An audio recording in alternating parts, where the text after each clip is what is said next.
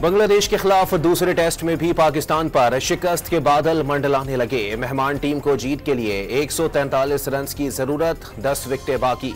खराब रोशनी के बाइस चौथे दिन का खेल वक्त से पहले खत्म। चीफ जस्टिस पाकिस्तान काजी फायज ईसा मुद्दत मुलाजमत में तोसी के ख्वाहिशमंद नहीं।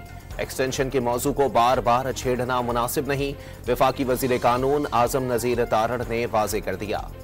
मुल्क में महंगाई की शरह तकरीबन 3 साल बाद सिंगल डिजिट में आ गई। गुज़िश्ता माह शरह 9.64% रही। इदारा शुमारियात की महंगाई से मुतालिक माहाना रिपोर्ट जारी। सिंध असेंबली में धमाका खेज मवाद के लाइसेंस का इख्तियार विफाक को देने का बिल पेश।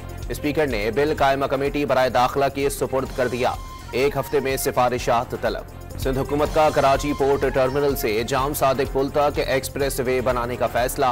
केपीडी से जाम सादिक पुल तक हैवी ट्रैफिक को मोटरवे तक रास्ता मिल जाएगा।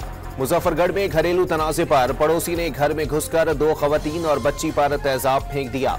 वजीर आला पंजाब ने आईजी पुलिस को मुलजिम की फौरी गिरफ्तारी की हिदायत कर दी। बलोचिस्तान के सयाहती मकाम जियारत में सनोबर के कीमती जंगलात की बेदरीग कटाई।